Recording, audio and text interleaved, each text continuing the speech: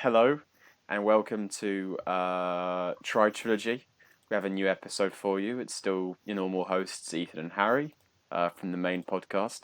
And today we'll be talking about the 1995 film Before Sunrise as part of the Before Trilogy, Richard Linklater's magnum opus. Is it? Yeah, I would say so. You think Boyhood? I don't know. I mean, it's interesting. I guess Boyhood is just impressive because it was filmed over such a long period of time. But then I guess this trilogy was filmed over an even longer period of time. I was So talking about the main trilogy as a whole being his magnum opus. I think it's. If you talk to him, he may feel differently, but for me, when he gets to the end of his career, the Before trilogy is what he can look back on as being the most solid, his best yeah, it's certainly my favorite creative. thing I've seen of his. But I think something like School of Rock or Dazed and Confused probably will have the biggest impact. It's probably the films he's made that have been seen by the most amount of people. Um, Possibly, but I think when I think of masterpiece, I think of what is an amazing achievement, and I think that these three films together and the fact that they were made is a bigger achievement than any of his singular films by themselves, apart from maybe Boyhood. I think Boyhood is definitely the other contender, but I don't think School of Rock's a popular film, but I don't think for me his career really suffers very much if School of Rock isn't part of it. And yeah, that's because I haven't seen the film, but still, I don't know if it's that noticeable a part of his filmography. Whereas I think these three films, you take him out, and all of a sudden his career kind of crumbles. it's got the I mean, it rivals the original Star Wars trilogy for just best films in the trilogy, well, which I guess makes it overall the best trilogy. I think this is a 28 out of 30, along with the original Star Wars trilogy. Um, Mm. and I can't think of anything else because Lord of the Rings is a 27, which again is insanely high. But I don't think anything matches these ones. Whereas for me, this would be a 29 out of 30. So if we're going by numbers, it's very much the best of the best. I think Return of the Jedi really does let down the Star Wars trilogy. Yeah, I think So I slightly understood. I think I probably when we did the podcast originally, the Star Wars ones. I think I probably gave New Hope a 9 as well instead of a 10. So that would just make the Before trilogy the best thing we've done on this podcast, trilogy mm, wise. yeah, and I think that it's understandable as well, because you think of all the amazing trilogies that have been out there. You'd be kind of surprised that the Before trilogy is the one that you and I would both say is the best three film series that we've ever seen. When you think of how much of a cultural impact something like Star Wars had, or Indiana Jones, or I mean the Godfather trilogy, or any of the trilogies that we did on the main podcast for the other two. But there's something about the Before trilogy that really, really shines compared to the others. Maybe it's the fact that it's not as popular as the other trilogies that we've done before, or maybe it's more something deeper about these three films that the other trilogies are kind of missing. So it's very interesting, if you ask me. Well, I guess Maybe it's when you make a film and you're going to do like a sequel, you pretty don't often plan a trilogy unless it's something like Lord of the Rings, where they were kind of designed, they adapted a trilogy of books. It's often kind of you make something, you see how commercially viable it is, and then you make a sequel, and then you might kind of make a third film. And it's often to do with money. Like we're lucky to have like sequels that are actually good, and some of the best ones have made are sequels, which is strange because the whole kind of point of a sequel normally is just this is now a marketable property. Whereas the mm, Before trilogy kind of operates in a different space of like art house independent cinema, where in the 90s you have a big boom. You could kind of point to something like Reservoir Dogs or even Dazed and Confused as like a start of that boom. And there was just a lot more money to go around in the 90s.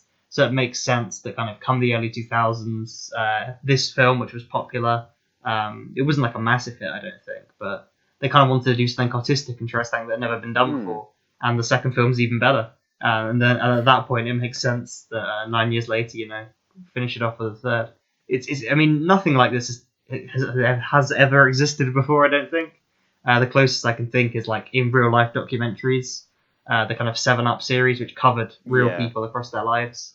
But to kind of create these fictional characters and cover kind of essentially their 20s, 30s, and 40s across the space of one kind of night in their lives is it's quite some undertaking.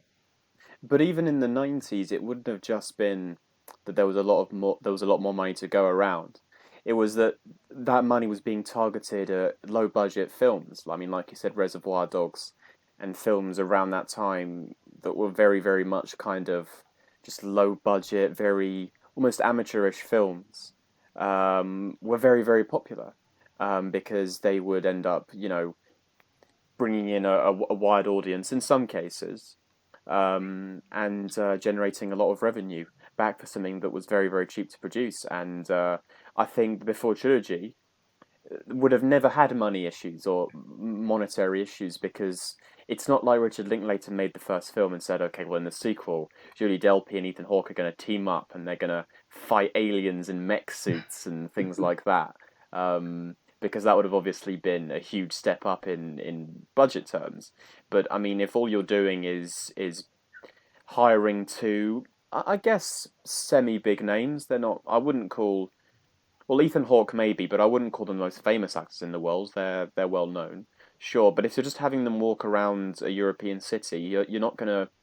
I don't think it's a high risk, um, a high risk endeavor basically. So I don't think it's if Richard Linklater wanted to make a sequel, I don't think that anyone would have stopped him. If the first film did get people watching it, then I think that that would be enough for them to carry on making more of the films, and I'm really glad that they did because, like you said, nothing has ever really been done like this, and it's such a commitment. It's interesting because when we did Twin Peaks the other day, I was talking about how devoted David Lynch must be to his belief in the own world, his own world that he created, that he'd be willing to wait 25 years to carry on the story because that's the direction that he decided to go in. It's also very impressive that in this case they were able to wait 9 years in between each film to basically reconvene and create a film that would not on a budget sense, but on how much someone would enjoy the film scale is more of a risk because you wait 9 years and people when they see the next film in the franchise, there's a lot more riding on it. There's more pressure, and each time they deliver a fantastic piece of work, I really think he's done an excellent job with these three films. Yeah. Do you want to talk about the Before Sunrise, which I guess might be the title of this video, depending on how long we go on for? Um, as I guess this is a podcast about the trilogies and talking about trilogies as a whole. But this is a standalone film. You can watch it from start to end. It's got a really nice, ambiguous ending. And if they'd never made a sequel, it would still be an incredible film. So, do you think we Mm, should talk about Before Sunrise? definitely. So Before Sunrise, if you don't know, is a story about two people who meet on a train that's going through Vienna towards Paris. Um, and the male lead, played by Ethan Hawke, he's playing a character called Jesse, decides that he's basically really interested in spending the day with this person because he's got a flight to catch the next day, and they hit things off really well. And he wants to spend more time with her, so he asks her if she'll come off the train with him and just spend the day in Vienna while he waits for his plane. And she agrees.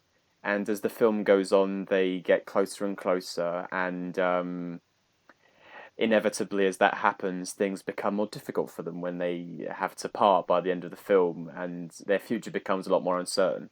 And that's where the ambiguity lies that Harry was talking about. They decide to meet again at the same platform 6 months from the same date, and you don't know if they do meet up. I mean, unless you watch the second film. Or know But at that that, there are but at that, sequels. yeah, yeah, yeah. But like Harry said, as a standalone film, it's a fantastic way to end the movie because the last thing that you see is them is Celine going on the train back to Paris, and you have no idea whether they do meet up again. Which is kind of funny because it's a very obviously it's a very very romantic film, and it is a lot more romantic to basically come up with the idea that they should meet up on the same platform 6 months from now. It's very kind of idyllic. But it's such a stupid idea. We talked about this so much. They should have just exchanged phone numbers. It would have saved them so many problems later on.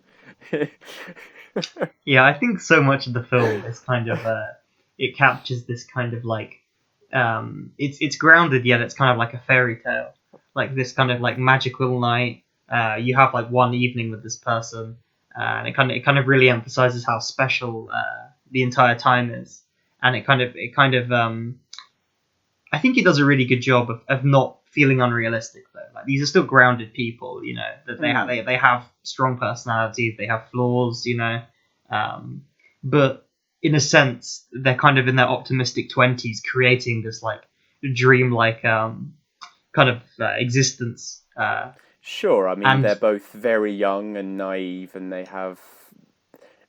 kind of, as you know later on in the other films, they put a lot on this one night. I mean, you would almost the fact that they don't see each other for 9 years afterwards, you would almost say is probably traumatic for them because I think not more so for Celine, but Celine has a fantastic monologue in the second film where she talks about how much of herself she put into that one night and to feel like she's wasted away the past 9 years. It's you can really tell going back to watch the first film how much pressure they put on themselves to make this one night that they have together very very special, and that's part of the difficulty when it comes to the end of the film, and they both realize the conversation that really needs to be had is we have lives to live. We yeah, can't just abandon everything to now become a couple. Real life gets in the way, basically. and it's out of that kind of naivety that they don't ever talk about Mm. like solutions to that. Like, the one conversation they have is that, you know, like it's just gonna kind of fizzle away. This kind of spark that we have, it's gonna go essentially, if we exchange phone numbers and try and make it long term. So I guess at the end, like it's nice that they actually have that conversation of like, oh no, this isn't a one night thing. We should try and make this work. But again, just are stupid enough to just not exchange phone numbers and come up with this Yeah, ridiculous scheme. And I think I don't want to jump ahead too much, but the second film is again like 9 years later. It felt so special that you've grown up now, you've lived the life. Was it that special? Can we recapture that? And that's what that film's about. And then the third one is we've been a couple now for 9 years, and like this is the realities of 9 years. Like there was a spark, but can you make a spark last that long, or are we eventually going to learn enough about each other that we don't love each other anymore? mm. And maybe one of the big reasons why I think these three films are just so phenomenal is that it's actually kind of amazing when you watch conversations happen across the three films between those two characters and you see the way that their relationship changes. It feels like so many of the conversations they have are, thematically so linked to how things evolve. So when you mention in the third film about how their relationship is starting to break away a little bit and it's hard to go into so much detail. We should probably leave it to when we're talking about the third film. But what I was going to say was that in the second film, one of the conversations they have while they're walking around Paris is that is Celine says something like, "Oh, I'm talking to so many of my friends at the moment, or I'm talking to my therapist at the moment," and she's saying the same thing that everyone's saying. People are so surprised that they can't make a spark last, basically, and all these relationships at the moment are breaking away for the same reason. The couples lost that initial drive that they thought was going to be relentless for the rest of their lives. And it's just amazing to see these small little details, just minor conversations that they have as they get to know each other better, basically end up being the crux of how their relationship evolves. And that is the true power behind these films. I think it's sure watching them in order one through three is very good. But then going back to rewatch them, knowing how things unfold, you pick up on fragments of their conversations that end up playing a big role in how things change. Yeah, yeah, I think that's definitely true. Um, I think it's interesting that the topics they talk about, incredibly kind of philosophical, a lot of kind of anecdotes. I think probably the big criticism of the films, especially this one, maybe because it was the first one and because they Ethan Hawke and Judy Delpy weren't credited as writers on these ones, is it can feel a little bit more kind of unnatural how they get onto these topics sometimes. It feels like, okay, we just got to say something to start talking about death. Um, but when they are kind of in mid conversation, they're very kind of interesting conversations, and they reveal a lot about not only kind of like ideas and topics that people discuss all the time, but what these kind of unique characters, like the kind of worldview and ideology that they have. I think it's interesting that in this film, it's essentially a series of kind of we go from point to point talking about things, and then we're kind of faced with obstacles or people that will either challenge or kind of reinforce the worldviews. So in this film, obviously, pretty much the first encounter, you have the guys with the cow, and then you have they go to that the kind of Ferris wheel. They go to the music Mm. shop. You have the fortune teller, the poet. They kind of there's the pinball machine at the bar. It's kind of just like lots of kind of things like that. They go to the church, the graveyard. It's kind of get walking from point to point while the conversation kind of moves on from point to point. So much so that if you kind of showed me a picture of any of the places they went, I could pretty much like tell you what was being talked about there. And I think it Mm. does a really good job of, even though these conversations are conversations people have, and sometimes it's a bit of a stretch to pack all these conversations into one film and make these characters have it. I think it does as good of a job as a feature film could ever do, basically. Yeah, I think the one part of it where I could maybe say it's unbelievable, even though I don't really think that, um, is the fact that they are having these very deep, very kind of substantial conversations. But it's the fact that they're total strangers, and you wouldn't really believe that total strangers would talk about things this heavy, so quickly. But I mean, as far as conversations go about, things that really feel significant in your life, I've had plenty of conversations like the one that Celine and Jesse have with people. I've even had those conversations walking around European cities as well. So it doesn't. From my point of view, I don't think any of the concepts in any of these movies are far fetched. They're 100% believable, and for me, it isn't even just watching a film that's enjoyable. There's like actual, life lessons to be learnt from watching these films about, living in the moment and leaving the past behind and things like that. I think there's really quite a lot to be learnt about, human connections. I think that's definitely the strength of these films, and I mean, to be honest, it's also just because Julie Delpy and Ethan Hawke are brilliant actors, and their chemistry on screen is just perfect. I mean, it feels like they were born to play Jesse and Selena. I can't imagine any other actors playing those characters with the same amount of charm and commitment and the same level of enthusiasm as well. I mean, you can really tell that these actors really love the characters they're playing, and especially not just in the first film, but more so later on. They really model the characters' personalities around themselves being co-writers. Yeah, for sure. I think the chemistry is. I mean, that's pretty much the. If that didn't work, if they weren't so good together, and you didn't believe them so much, I mean, these you just wouldn't have a film at all. Mm. Yeah, perfectly well cast.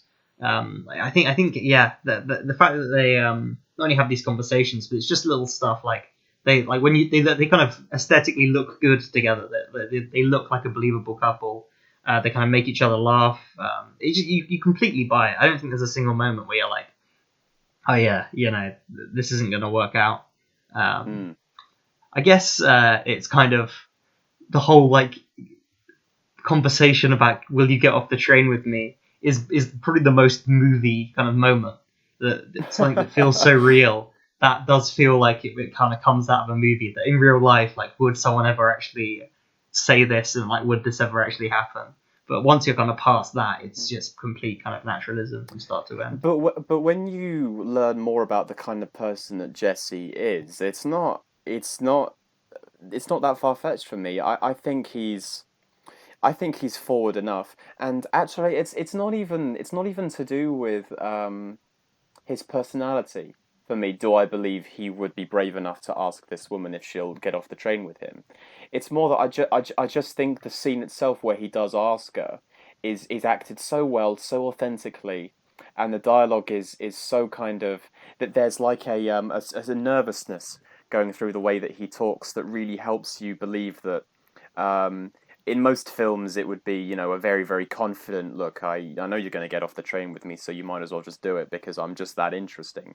I mean, he is kind of a bit he's forthright in the way that he says, okay, if you don't get off the train, if I don't ask you if you'll get off the train with me, I'm going to regret it for the rest of my life. It's things like that. It's the things that he says that really attract me to moments like that because I can believe he would be that forthright and he would want to settle the tension a little bit by making a small crack like that really make me just believe that he would say something like that. It's the way that he acts, it's the dialogue itself, it's Julie Delpy's reaction as well. There's a slight hesitation there, but ultimately I think she's just too curious to not go. Yeah, and it helps that they've already had like a lot of very deep Mm. conversations in like the 10 minutes they've spent together on the train, which I'm assuming is longer.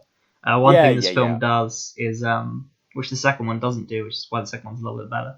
Is it doesn't really cut like the second one's in real time. Every conversation they have from the minute they see each other to the end of the film, you have cuts for different camera angles, but you see every second they spend together. This one, it cuts around a bit. They'll be walking somewhere and then they're somewhere else, and you don't know how long that distance is. You don't know how much time. So there is a Mm. presumption that or they spend more time together on the train that you don't see at the start of the day, getting to know each other. They only show you enough scenes that kind of show that they have a connection, to kind of imply that, to kind of get across their personalities right at the start of the film, which obviously you learn more about as it goes on. But I think that's just one thing this one does that it's not. I'm not so much saying I dislike it or even like it. It's just kind of an interesting point that there is kind of a lot of implication. That you're kind of what you're seeing is one night in these people's lives, but not even that. You're getting glimpses of the night, which kind of key you in to how it's going. Um, so even you're kind of getting a fraction of these people, and it kind of makes that this one experience even more special. Yeah, I completely agree with that. And just to mention as well what I was saying earlier about how um, small interactions between these two characters end up feeling like really big parts of who they are later on in other films. Um, there's their approach to, I guess, romance and love that's slightly different, isn't it? Where Jesse his entire personality is there's a little bit more cynicism there about these kinds of things. Where I think Celine is someone who has more of a belief than he does in just general things, and part of the pessimism that Jesse has in his personality is another facet of their conflict in the third film. Um, and it really is. I think these three films are so intrinsic to one another. It's the first film a standalone by itself is really good. But I think what really makes these movies shine is how they work with one another across the span of three films. That's what trilogies should do. I mean, good trilogies have a recurring plot where you have a through line from the first film to the third film, but you really have something special when things from the start of the first film, seemingly mundane aspects of people's character and the things that they say end up, paying off massively in the third film. I feel like even though Before Sunset's my favourite, I just want to talk about Before Sunrise and Before Midnight as almost diametrically opposed points in their relationship and their lives. Yeah, they definitely do a good job of kind of introducing this dichotomy between the two characters. You said that kind of Jesse's little bit more cynical, and I think that's definitely true. Like some of them encounter, I think you have back to back encounters with the kind of palm reader and then the poet, which show that kind of Celine is definitely like a more spiritual person and is Mm, kind of is more trusting of people maybe, whereas Jesse is more cynical in that way. And I guess that comes from their backgrounds and just their nationalities and their family history, kind of everything that they've talked about to that point. But I think it also kind of goes the other way. I think Jesse is generally more optimistic about the world, I'd say. I think Celine is more hmm cynical in that regard. Like, it's just a throwaway comment in this movie where she hates that the media is trying to control our minds. It's a new form of fascism, really. Jesse just never follows up on. I think that yeah, their backgrounds are definitely important. Jesse has a very kind of unhappy childhood that he doesn't really talk about. But it's clear that he's not come from like the happiest home, whereas Celine kind of has. She's kind of more privileged in that way. She talks about that it's hard to kind of rebel when your parents like love and support you all the time. And she has a very strong Yeah, relationship with her grandmother. So I think that's definitely like an important aspect. Another one yeah. in terms of like the structure of this film, of course, is the thing that kind of gets revealed of like the reason Jesse was here. He kind of is lying to Celine and only kind of in a moment of vulnerability, like halfway through, tells the story of how his he kind of went to see his girlfriend only to realize that she kind of had broken up with him, and he's kind of at a low point. Um, and I feel like this film he does a good job of at the start. He's very confident, and it kind of breaks him down a little bit as it goes on, and he kind of gets more honest and a little bit less cynical until by the end he's the one that says about meeting up, you know. Um, so I think it kind of does have a very subtle kind of character arc in that way, as well as Oh, revealing things. yeah, 100%. I mean, we could talk about the characters themselves for forever. I mean, they have an endless amount of depth and agency to them that makes them such convincing human beings. And the fact that you mentioned that Jesse romantically is a bit more cynical than Celine is, but in terms of their worldviews, Jesse's slightly more optimistic than she is. Just goes to show you how personality traits aren't so. God, what's the word I'm looking for here? They're not so concrete or so set in stone. I mean, you're right. It's about nuance. People can feel differently about different things. I mean, a lot of the time you'll watch a fairly average film, and in that film, a character will come along and they'll have personality traits, and you feel like those characters will stick to that personality trait no matter what. But I mean, people in real life are very very fluid.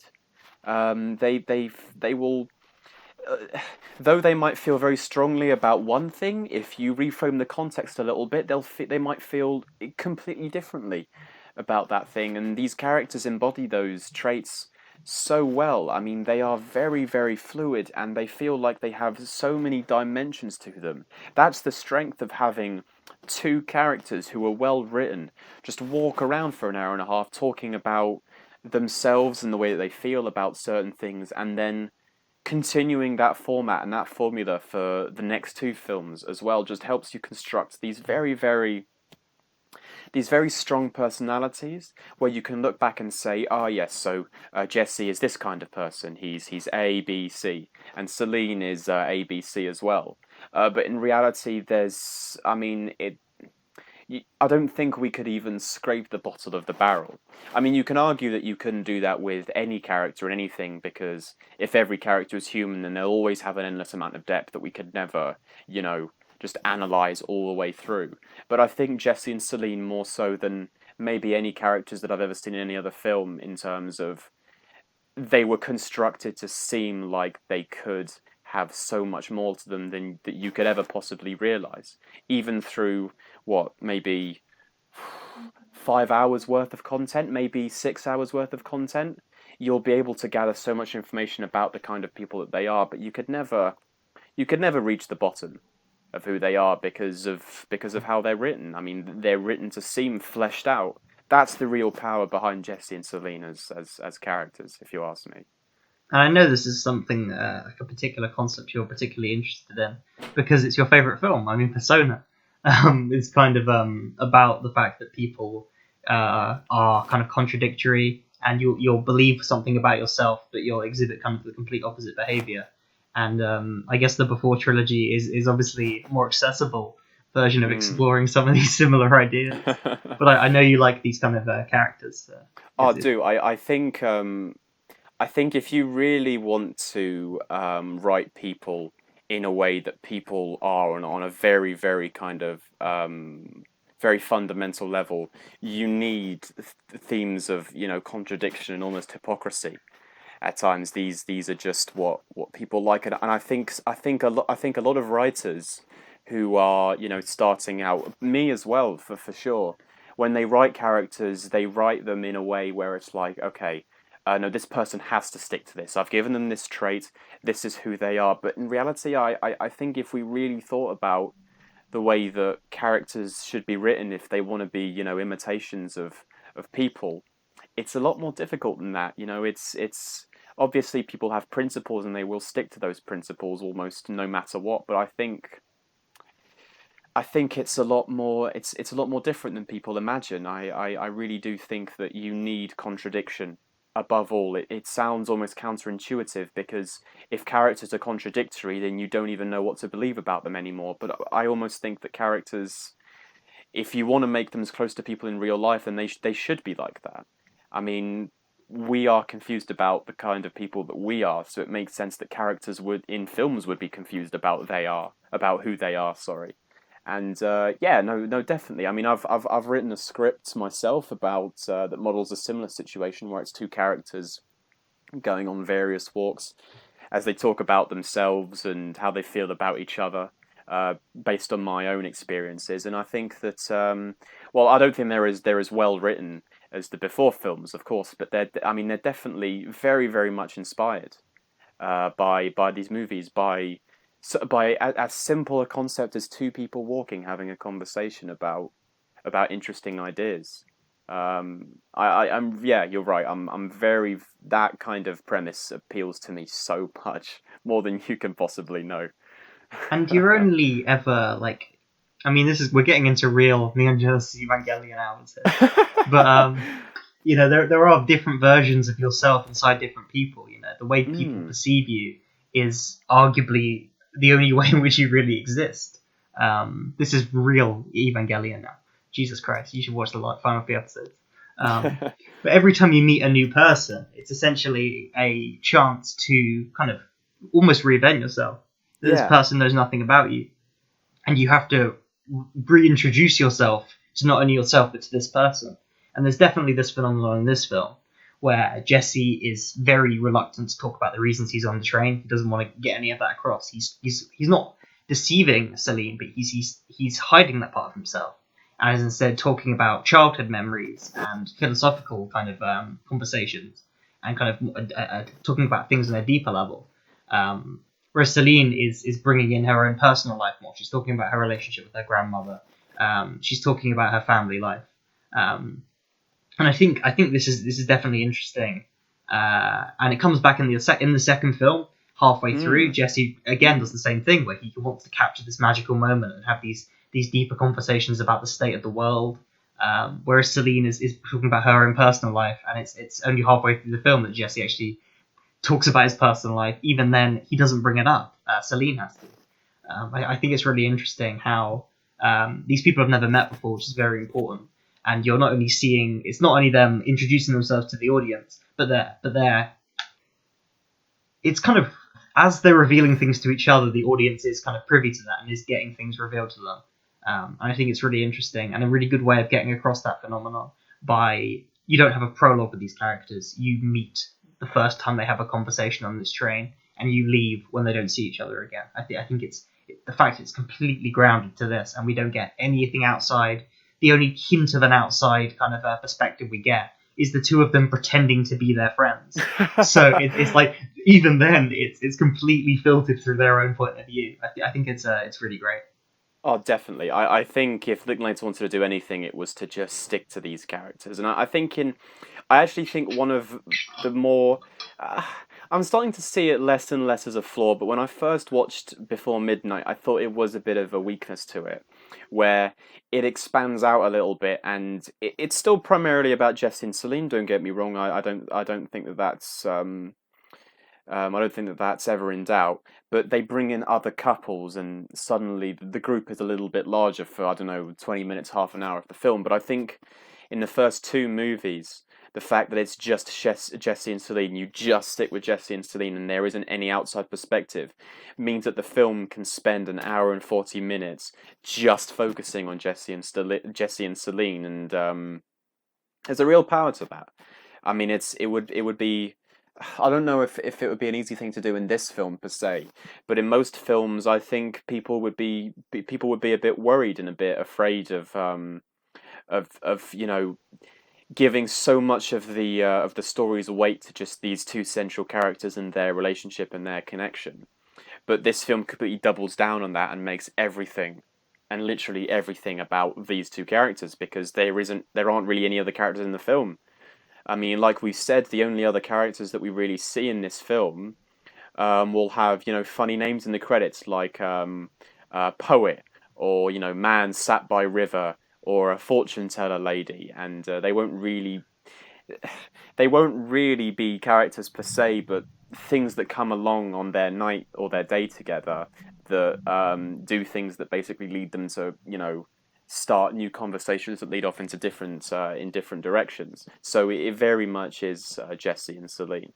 I think it would be a mistake really to go outside of that relationship at any time in any of these three films. Yeah, and the glimpses you get in this film of other people are almost Jesse almost treats them cynically, potentially because he's in this kind of he's in the before he knows he's in the film and doesn't want other people intruding in it. But I think those mini intrusions are kind of important. I obviously don't talk too much about Midnight, but I do really like the first kind of third of Midnight, which you could say is about them as a couple presenting to other people. I think that stuff is really important to do, and I think it's also really good. But I've only seen the film once, and we'll definitely talk about it when we do a podcast on it, so I won't go too much into that.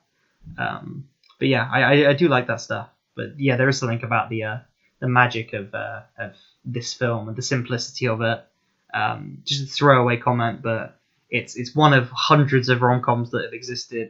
It's not even a rom-com; it's just a romantic drama that couldn't be done today because of just like the internet, the ability to text, to call, instant messaging, video call, everything like that.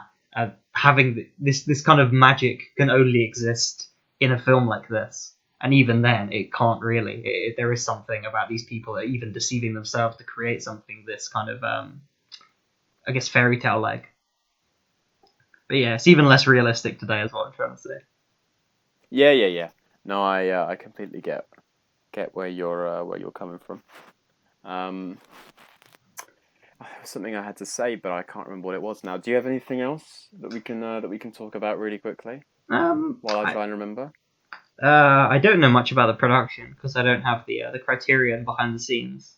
I think it's interesting that this film is it's written by a man and a woman, but it's directed by a man, and it does, if there is an emotional arc and a point of view character, I think it is more Jesse than Celine. I'm not saying the film is like problematic, sexist or whatever, but it's interesting that it kind of, I think it does across the three of the films. I definitely center Jesse's experience, and I guess that is because Linklater, the filmmaker, is a man, and this film is kind of is almost a romantic projection of something that happened to him in real life, and is kind of an attempt to recreate and capture that, which is kind of an interesting what happened meta in aspect real life to it. is a lot sadder, though, than what happens in these three films, unfortunately. We're not playing Cuphead, Ethan, so. So yeah, I think that's an interesting point. Like, I'd be interested to kind of know how much of Celine's characterization um, is like. I think she feels real. She feels accurate. But I think there's definitely like a male lens to the way she's kind of written, not like seen by the camera or anything. Um, I think it's an interesting perspective. Although she is Possibly. given like I think if you're weighting this film between the two characters, it's 55 Jesse, 45 Celine. Um, Yeah, it's the. I mean, if there is an imbalance there, it's not noticeable. It's so equally weighed between the two, if you ask me. And maybe Celine does have a slight male lens to her in the way she's written. I think I can see that a little bit more. But the way that she's fully realized is so. I mean, it's to the same extent that Jessie is that I don't think it would really bother anyone watching the film. If you were going to have a problem with Before Sunrise, I don't think it would be that. Oh, Celine feels like she was written by a man because okay, I'm a man myself, so maybe my opinion is less valid than that of a woman's in this case, but I don't think that she feels written by a man, really. In the same in a I guess what I'm trying to say is that I don't think that Celine feels like she was written in a man in the same way that I don't think Jessie was written by a woman. Um, if that kind of makes sense, I don't know that was a strange way of putting it. yeah. I Um, get what you're trying to say there. But yeah, I it can't really think. I mean, Vienna looks lovely. It's an interesting city to pick for sure. And the fact that they can't really do much tourism and sightseeing. You know, things are shut, so it really is just kind of going to bars and restaurants, and it makes you kind of focus on the conversation. I think it's a well shot film. For something that is so script dependent, so dialogue led, so character driven. It couldn't just be done on stage. I think this is a film. The fact that you're going from location to location is important. Yeah, the cinematography mm, looks kind of gorgeous. There are a lot of kind of really iconic shots, especially the transition from kind of night to day, and the kind of how they capture the bittersweetness of those few hours before he has to get. They both have to get trains away. Yeah, I think it looks really good. I think the filmmaking only gets better. I'd say the most kind of competent filmmaking wise is probably Midnight, to be honest. And I think the yeah, performances get subtler as they go across the films, and the films get more cynical as they go across, and you lose that kind of fairy tale feeling that this one has. So it's kind of what you want out of them. Like I know a lot of people. This is a lot of people's favorite because it's a comfort movie. It is. It mm, is. It's very romantic. You know, it is very kind of magical. And when you before midnight is kind of it's more in the vein of something like Blue Valentine, you know, or Marriage Story, than it is something like When Harry Met Sally. You know, yeah, yeah. and I I see think where you're coming from. we both like Sunset the best because I think it's the most interesting in what it's Mm, trying to achieve, and I think it has that perfect balance between the kind of the romance and the magic and being like blunt and honest and real. So I think that's personally my favorite, and I can't wait to talk about it. But yeah, I really love Before Sunrise. I've seen it a lot of times, and I will watch it a lot more times. That's all I've got to say. yeah, Really. I think that I actually think that in terms of subtlety, Before Sunset is where it peaks because I think in the first film, the way that they act is basically by treating the other character as a complete stranger that you get to know over the course of one night. And before midnight, you have to behave in a way where you've been living with them for 9 years. And I'm not saying that either of those things are in any way easy. I know they're quite. I know that they are difficult to do well. But the second film has that really odd balance where this person isn't a stranger, but you once spent a very, very important night of your life with them a long time ago. And I think their state of mind in the second film, compared to the first and third, is of a one that's more confused with how they feel than any of the other ones because on the one hand they have a second chance with someone that they once fell in love with, but on the other hand they have so many insecurities that they explore in the second film that kind of challenges that, and I think that that's harder to pull off than having a very beautiful night with a stranger or having been with someone for 9 years where your relationship is kind of on the rocks. um, so that's my point of view. But the reason that I think the second one might be better than the first and third, well, better than the first anyway. We'll get onto the third at some other time, is because I think that while the conversations in the first film are fantastic and I find them really interesting and they feel very much like the kind of meaningful conversations I would want to have with someone who really means a lot to me, I think the second one actually goes further than that. And I think that I relate even more to the discussions they have in the second film. Um, and that the other really great thing about the second film is that they also have the hindsight and the introspection and reflection that you don't really get in the first film. Because sure, in the first film they do talk about how they feel about all sorts of things, and of course that's very valuable introspection. But I think in the second film, a lot of the conflict comes from how they now feel about each other rather than how they feel about themselves. And I think that that's no, actually that's kind of wrong. I take back what I said. But I think in the second film, a lot of the conflict comes from the fact that they never met up that second time. Um, and there's more of a hesitation than there was in the first film. There's more of a barrier than there was in the first film, and I think that that's more exciting. Do you see what I'm trying to say? Yeah, I definitely do. Like, I don't want to talk about the second film too much, but you have the additional thing, which is secretly the thing that makes it great. The second film is a film about re-examining the first film. It's Yeah, essentially a big meta commentary on the first film, and he goes so far as to literally make Jesse Richard Linklater, um, who has made the experience he had into a piece of art. But the difference is that you've seen the real experience, and it's kind of how he reacts to making that, and how Celine reacts to making that. So you've got that extra element. But yeah, we really shouldn't.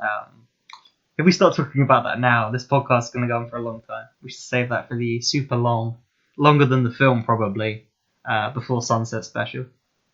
yeah, yeah. That's probably a good idea. I think it will be Um, longer than the film. I have that feeling. yeah, well, you didn't think we were going to have much to talk about for Before Sunrise, and we have talked for almost 50 minutes. And Yeah, I would still happily talk about it for another maybe 10 minutes because I think I have a couple more things to say. yeah. You go ahead. But yeah, so I think watching this film in the cinema was actually a really good experience. I think it works on the small screen, sure, but going off of what you said, I mean, Vienna is such a beautiful city, and seeing that on the big screen, I think really brings this location to life. And I think out of all three of the locations, Vienna would be the one that I would most want to visit because I've always wanted to go to somewhere like Austria, or maybe if it had been set somewhere like Prague in the Czech Republic, somewhere in kind of Central Europe, I think works so well because it's not somewhere it's not an obviously romantic destination like Paris is. But I guess the idea is that anywhere can be romantic if you're with the right person. And it's really cool to end the film with a series of shots in reverse order of places that you had already been to with Jesse and Celine, except Jesse and Celine aren't there anymore because Jesse's on a plane and Celine's now on a train to Paris. Um, but it's funny how the scenes themselves, how those shots themselves, even though they're very well shot and they still look beautiful, there's something a lot colder about the impact that you have watching them Yeah, they because don't all have of a that kind of sudden nighttime glow either, do they? They don't have the like kind of. yeah, yeah, definitely. But I think it's more because Jesse and Celine just aren't there anymore. Whereas Jesse and Celine brought these places to life with their personalities, but now that they're not there anymore, the graveyard that I can't believe I'm saying this once felt so comfortable to be around now feels very kind of depressing and gloomy. And I think you could say that about all the locations. Every single one of them that you see again, there's something a bit more glum about the way that you see them than you once did, where there was this really amazing couple walking through them, kind of keeping the night alive. But yeah, no, I definitely agree. I think the nighttime glow and kind of the late sort of dusk um, really helps, accentuate those places than the early morning does. Imagine if in the closing montage, when it's showing all like the streets of Vienna, it just has a shot of Orson Welles stepping out the shadow with like a big smile on his face. And when they're on the wheel, he was at the bottom of it. Talking about penicillin. Uh, Oh, you got to feel sorry yeah. for the before sunrise because it's never going to be the Vienna film, is it? Uh, No, it's not. But then I don't think Before Sunset is ever going to be the Paris film because there's got to be like thousands of films set in Paris. No, thousands. What am I on about? I was just thinking American. If you're going by French cinema, there'll be so many, so many. And I'm sure that there are more Greek films than before midnight as I well. think In Bruges was onto something when they picked Bruges and they called the film In Bruges because it's always going to be what you think about when you hear about Bruges. Mm. You got to So pick do you a think these a films should have small been target. called? Do you think these films should have been called In Vienna, In Paris, and in Crete? I want to say. I almost said Greece then because I didn't really know what island they were on. I still don't know.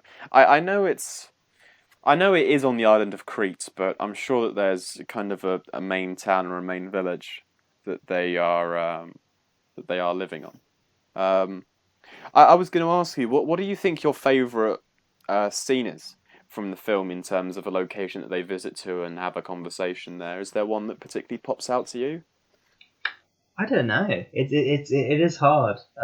It's not like a film where with some films you get a scene up on YouTube because you really want to rewatch it. I don't think it's. I think probably um, I think the record shop scene where they don't say anything to each other is really kind of sweet and Yeah. rewatchable. If I was going to pick a scene to rewatch, but I can't say that that has the biggest kind of emotional impact on me. Um, I know I don't. I think that's the closest one to one I'd have. Really. What about you? Mm. I do think that scene is good because it does capture an awkwardness between the two where it's like one of them, they both want to make the move, but they're still a bit unsure if it's too early or not. I mean, they did just meet at the start of the day. Um, but I think my favourite scene is probably the scene in the cafe where they pretend to be each other's friends Oh yeah, yeah. That's really good. and call each other on the phone. I think, God, I think the way that that scene plays out.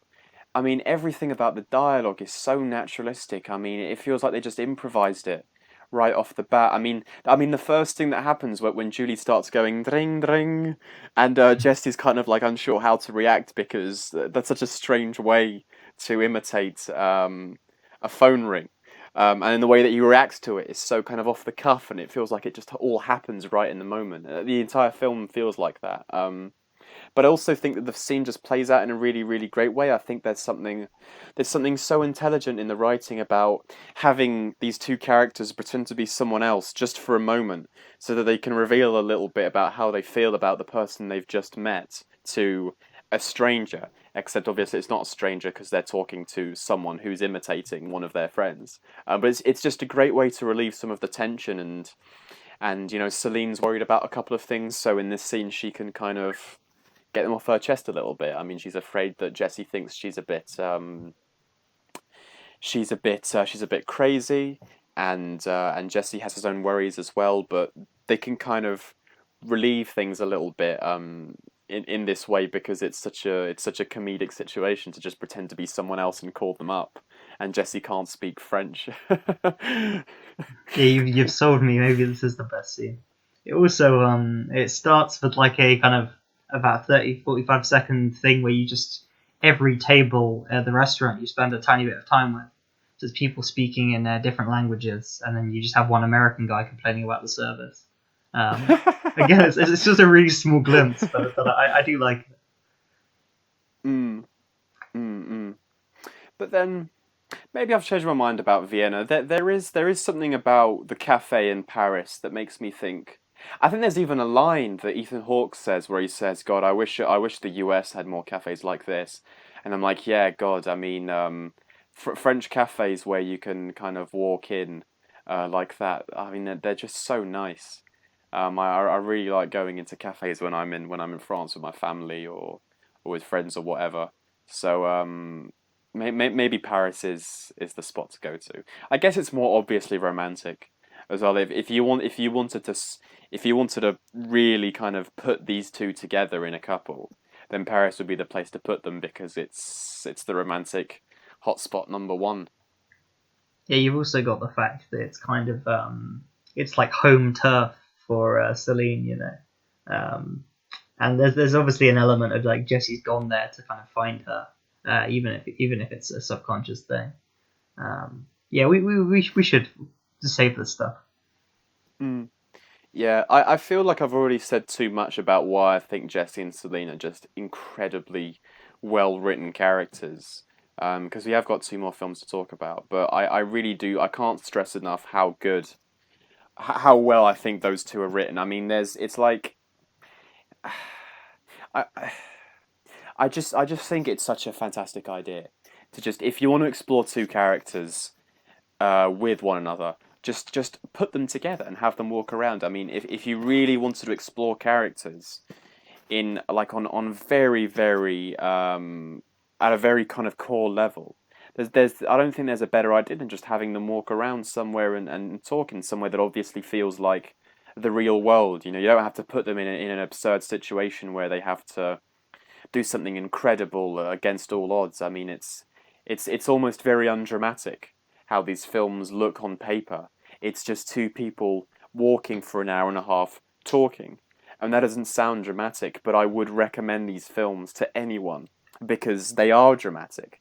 And it's in fact it's an amazing thing that Ethan Hawke talks about in the beginning of the second film, where he says something really, really profound that resonates with me as well, like almost everything else that he says across these three films, where he talks about how he's never been in a helicopter in the middle of a gunfight, and he's never gone overseas as a spy, but I mean, sure, those are dramatic, but his life has been full of drama. I mean, he's been through things that mean something to him. And I think that's very important. It's basically that scene in an adaptation where McKee talks about drama in everyday life. It's basically that scene. Yeah, yeah, no, definitely, definitely. I think there is drama everywhere. Maybe not dramatic as a helicopter chase, but I mean, to say that life doesn't have drama is just ridiculous. To say that two people meeting and falling in love, but they only have one night together, isn't drama is ridiculous. It's just it, it shouldn't work to most people, but I actually think if most people gave these films a go, they would end up really enjoying them because of how they're Imagine, constructed. imagine Charlie Kaufman's before the trilogy. Oh, I mean, those would just be mind fucks. Like that, like I don't even know what a trilogy of before films would look like. But there would be a lot of mind fuckery Well, I think it in would them. be a similar film, but like in the same way of I'm thinking of ending things. It would be revealed that like Jesse never actually asked Celine. You know, he just kind of imagined this entire thing and kind of im- kind of put in his own like narcissism onto her. You know, um, I think it would be something like that. You know, because every Charlie Kaufman woman is just the man, but she's like a projection of him or something. I think that's pretty much every woman he's ever written. Um, which is like at least he's like examining himself, but like I genuinely don't think he's ever written one that's not like got 3 or 4 levels of like artifice or like construction of his own ego or something like that. So yeah, I think it would be a little bit less pure. Um, Yeah, but probably. yeah, I Charlie Kaufman, please remake the Before trilogy. Who would he cast as the two leads? Nick Cage could be him, you know, because he has been him before. Yeah, Um, I think that's a good idea. And maybe Catherine Keener, but de-aged a little bit. oh yeah, Catherine Keener, she just berates him the entire time. Um, it's funny how Julie Delpy has like tried to recreate these films. Like she's written and Oh directed my these god! films called like 2 Days in Yeah, yeah, yeah, various yeah, yeah, cities. yeah. Is it Have they both got Chris Rock in them, or is I think one of one of them? them does. I think it's a different guy in one of the other ones. So is the idea that it's like 2 days in a city, but it's 2 days with a different guy in each film? I'm not quite sure. I like her as like an artist. I think she's directed a lot of. She's kind of direct. If you click on some films, like there's a film called The Duchess and the 2 Days films. She like stars, directs, composes. Is like the editor. But she's obviously a very like hands-on kind of person. Mm. Um, I think it's interesting. I definitely like to check them out. I don't think they'll capture quite the magic of the before films, but it's definitely an Yeah. interesting thing that someone has made a career off doing, walking around cities. One of them is called 2 Days in Paris, and that's got Adam Goldberg in. And I don't know if you know him by name, but if you saw a picture of him, you'd Yeah, definitely yeah, recognize him. I think I know the guy. Yeah, and then 2 Days in New York is the one with Chris Rock in. Um, is she playing the same? Yeah, she is playing the same character in both films, isn't she? Yeah, It's just the fact yeah, that she she plays a she character like called Marion in both. producer, editor, composer, director, writer, and star of these films. That's fucking nuts. It is pretty mad. Composer. I wonder what instruments she plays. Well, the song that opens Before Sunset is hers, right? She kind of wrote and sings that. Um, and obviously it ends with a Ah, song that she's written as well. So, yes, yes, that's right. Ah, that's a really wonderful song as well. all right, well, this podcast, I think we should end it now because we've hit an hour. We're talking about Before Sunset again. So, uh, Ethan, do you have any final thoughts? Um, Not really. If you're listening, Stefan, and you've only watched the first film in the trilogy, watch the other two. Okay, All that's all I right, have to say. goodbye. Thanks for listening, Stefan. Bye.